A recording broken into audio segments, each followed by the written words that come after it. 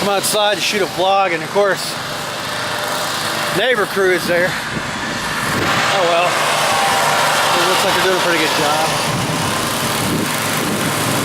Gotta mail bills. Mowed the back yesterday.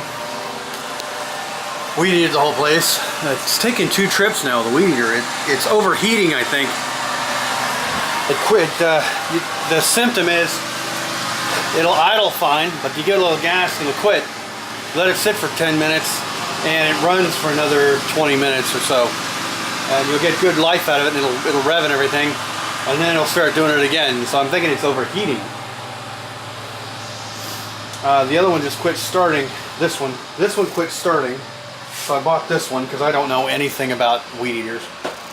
And now it's starting to act a little funny. It's not making it all the way. It's not weed eating the whole place before it starts to quit.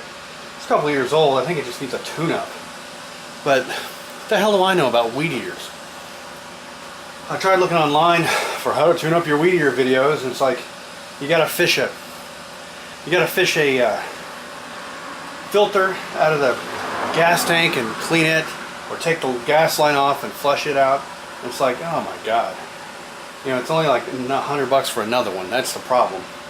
So I got this cool little air compressor that my dad bought me for Christmas. Awesome, awesome, awesome. Let's see, can you see this? Tell what that is. You can tell it's a little brass screw that broke.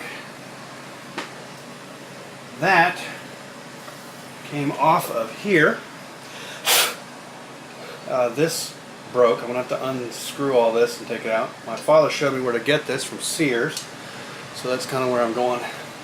What happened was I started to pick this up and a bug crawled out from under it, and I went whoa, and when I went whoa, the handle popped off. This handle is just pinched on here, and the handle just came right off of it, and it fell down.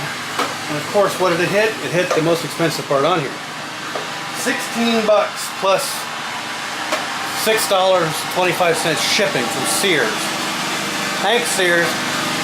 Project number 3 for today.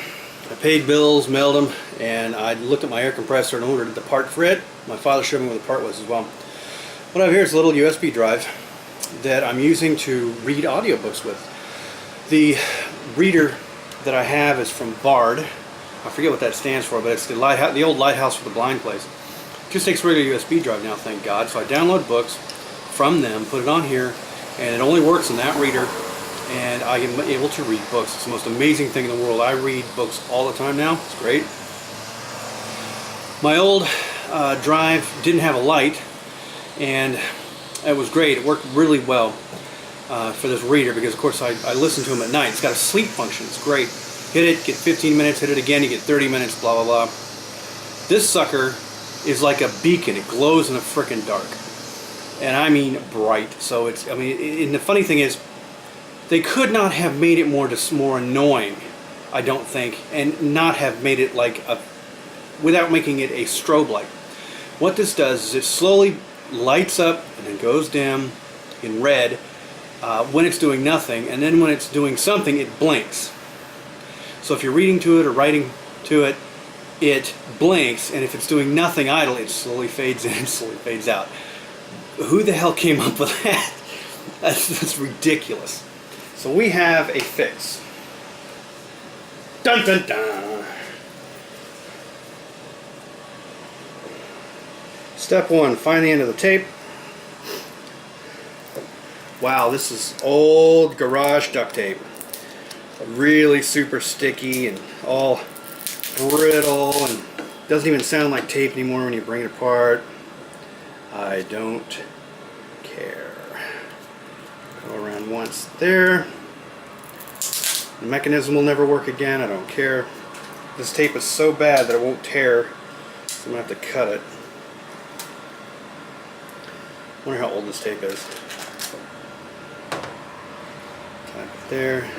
And I'm going to leave the very back end because you can still see the light even through the back end. So ta-da, redneck fix. So everybody say thank you, SanDisk, for making a really stupid, overly bright USB stick